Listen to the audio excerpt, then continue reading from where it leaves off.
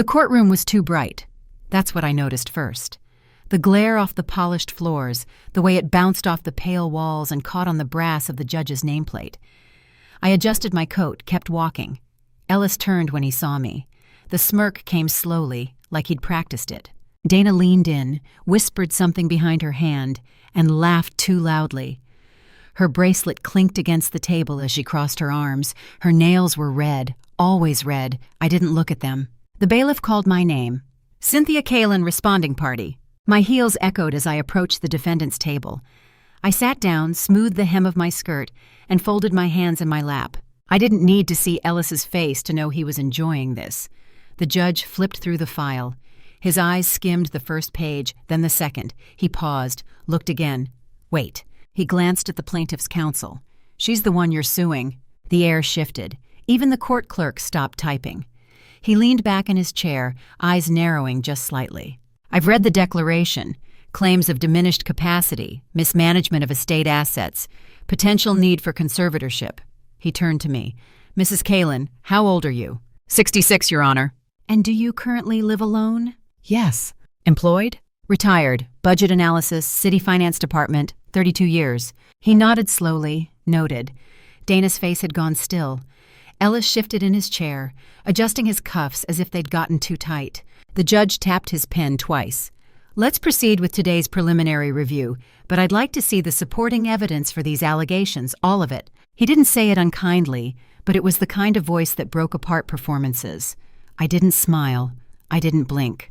Behind me, someone opened a notebook. The sound scratched across the silence. I watched the edge of Dana's expression as she leaned toward their lawyer. Her mouth moved, but I didn't need to hear the words.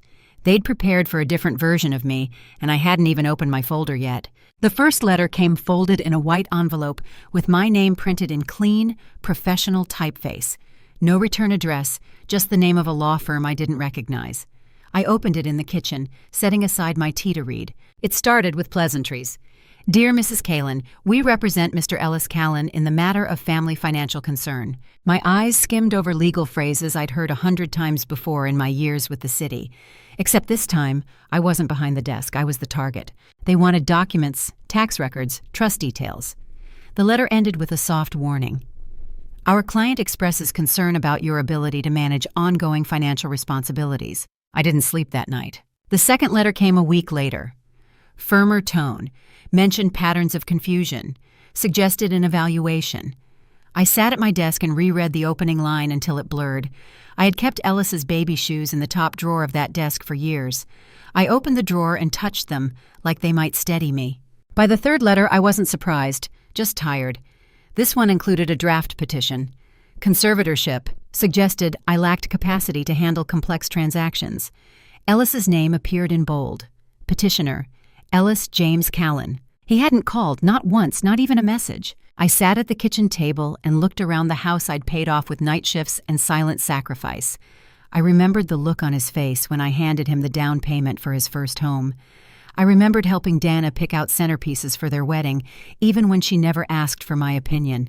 Now he wanted to claim I couldn't tell the difference between a balance sheet and a grocery list. I picked up my phone. I didn't call Ellis. I called Martin, the estate attorney who helped set up the trust after Harold died. He picked up on the second ring. Cynthia, he said. I told him what I'd received. There was a pause. Let's meet, he said. Bring everything. So I opened the drawer, took out the letters and the ledger I hadn't shown anyone in 25 years. He used to sit on this porch every evening just before 6, watching the street for Harold's car. Sometimes he'd fall asleep, curled up on the swing, book in his lap, head resting on a pillow I kept by the door just for him. The porch light stayed on until I finally carried him inside. Harold died on a Tuesday morning. I remember the phone ringing, the nurse saying, "Massive and sudden." I remember the sound of Ellis's cereal bowl hitting the floor when I dropped the phone. He was 7. I didn't cry in front of him. That week, I sold Harold's car. I found a night shift at the hospital doing intake. I kept my daytime city job. I stopped buying orange juice. I cut my hair short because I didn't have time to dry it before work. I sold the engagement ring for half of what it was worth and paid off our utility debt. I didn't go back to church for 3 years. Sunday mornings became grocery runs and meal prepping for the week. When Ellis turned 10, I saved enough to send him to a science camp he'd read about in the back of a magazine. I made tuna sandwiches for myself for dinner 5 nights in a row to make it happen. When he was 16, I skipped my yearly doctor's appointment so I could buy him a suit for an internship at a financial firm downtown.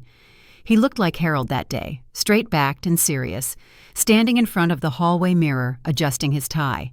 When he got his acceptance letter to college, I drove to 3 different banks to put together a private loan in my name. I didn't want him starting his life under the weight of numbers. I watched him cross the stage at graduation and thought, I did it. I did enough. And now that boy, that suit-wearing, tie-fixing, porch-waiting boy, is in court trying to prove I can't be trusted. I pressed the folder closed and slid it across Martin's desk. He looked at me, then at the envelope on top. Dana's smile never quite reached her eyes. It was tight at the corners, practiced like a sales pitch. I'd seen it often, at the rehearsal dinner, at Ellis's birthday last year, even when she brought over that store-bought pie and insisted I take the night off from cooking. Politeness wrapped in sugar. 3 months ago, she'd come by on a Sunday morning, said she wanted to help me organize things, make everything digital in case of emergency. You know, just in case something ever happened. It's what my parents are doing too. I didn't want her going through my files, but Ellis had just dropped off some groceries, and I didn't want to seem ungrateful. So I nodded, told her she could scan copies, nothing original. She sat at my desk for nearly 2 hours. When I walked back in with tea, she had already labeled half the folders. "You really do keep everything," she said. I smiled then, unsure whether it was a compliment or not. Weeks passed. I logged into my bank account and saw alerts I hadn't set. A new user profile had been added. I changed the password, flagged it. The bank called to confirm an update to my power of attorney. I told them I never submitted one. They emailed me a scanned copy. It had my name, my address, my driver's license front and back.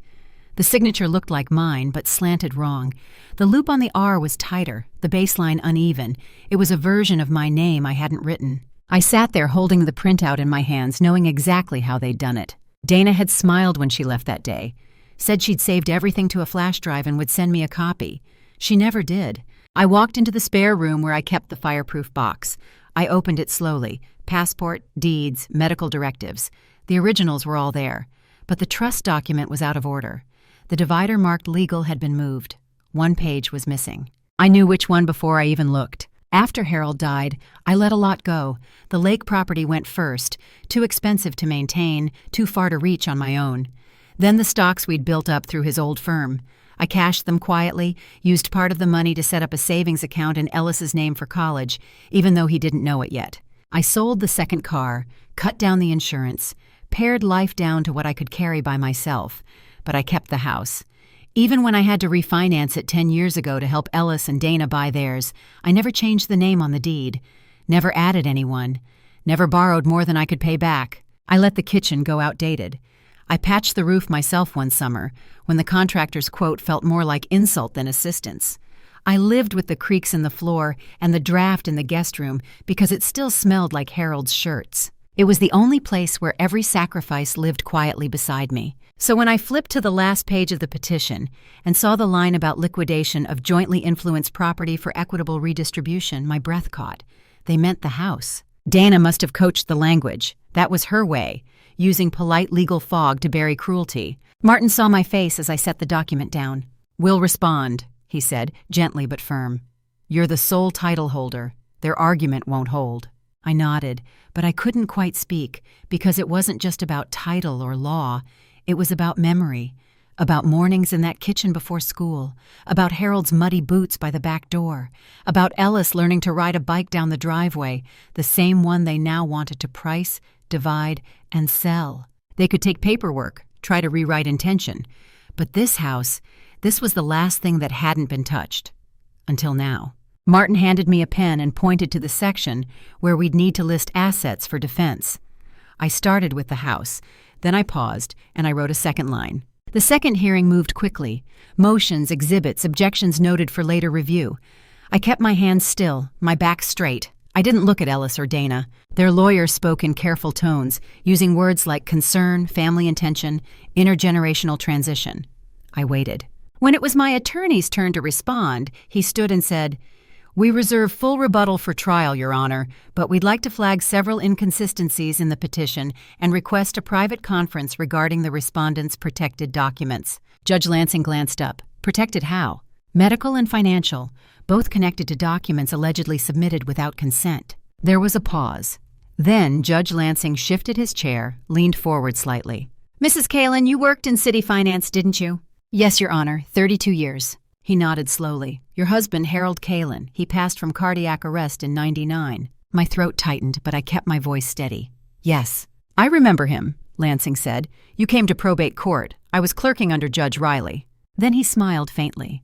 Your son was with you. He colored spaceships in the margins of the filing papers. I heard Ellis shift behind me. Judge Lansing looked down at the petition again. Let's take a brief recess.